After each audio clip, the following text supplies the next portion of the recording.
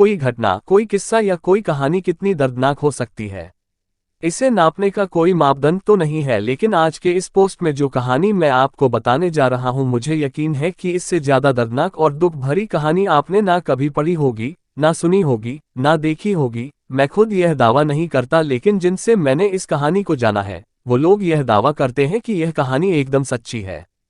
चलो सीधे ही कहानी बताता हूँ। 2014 का वर्ष था। इराक में दहशतगर्दों ने हाहाकार मचा रखा था। हर दिन लड़ाइयाँ, खून खराबा, बम ब्लास्ट, यह तो आम सी बात हो गई थी।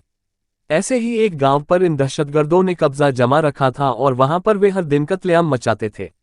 इसी गांव में आयूब अपने परिवार के साथ रहता था और यह कहानी इसी व्यक्ति की है।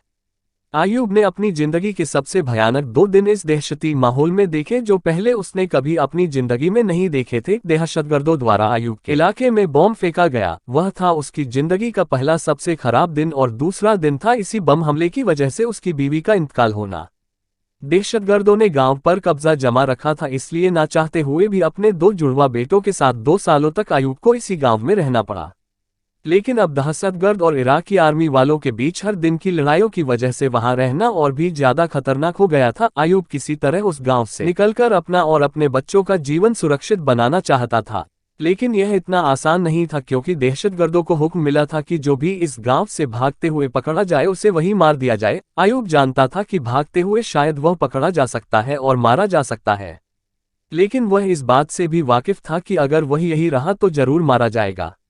उसे अपनी जान की कोई फिक्र नहीं थी, फिक्र थी तो बस उसके 2 जुड़वा बच्चों की, जो अब उसके लिए दुनिया में सब कुछ थे।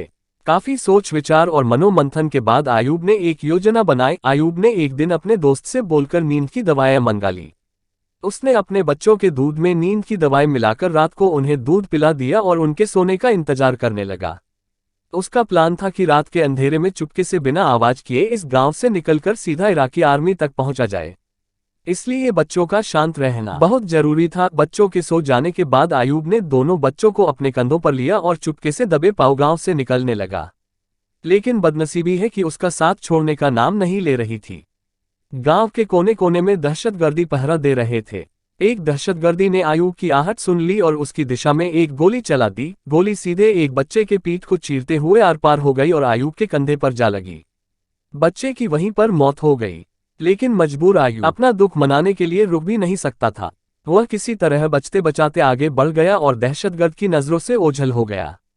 उसके धर्म के नियमों के अनुसार किसी भी व्यक्ति की मृत्यु हो जाती है तो उसे एक निश्चित समय के अंदर ही जमीन में दफनाना जरूरी होता है। अपने असहनीय दुख और रोती हुई आंखों के साथ आयूब ने अंधेरे में ही जमीन में गड्ढा खोदना चालू किया। जमीन रेतीली थी, इसलिए वह बड़ी आसानी से गड्ढा खोद पाया। अपने बच्चे को दफन किया और दूसरे बच्चे को लेकर फिर आगे बढ़ गया।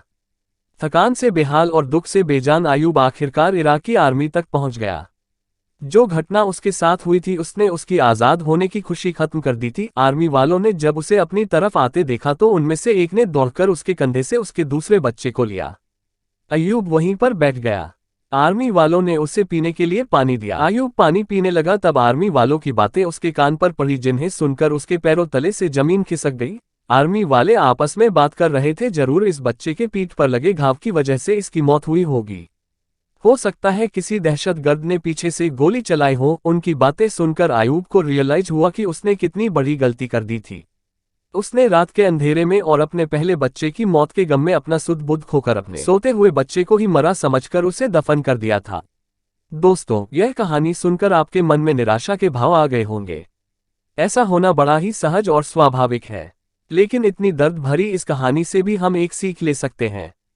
चाहे जो हो जाए, किसी भी कठिन से कठिन परिस्थिति में भी अपने आप को, अपने मन को निश्चल रखना बहुत जरूरी होता है। दोस्तों, ऐसी निराशाजनक कहानियां बताकर मेरा किसी को दुख करने का इरादा बिल्कुल नहीं है, लेकिन ऐसी कहानियां ही हमें सिखाती है कि कैसे इस कठिन जीवन को हर परिस्थिति में जिया जाना चाहिए।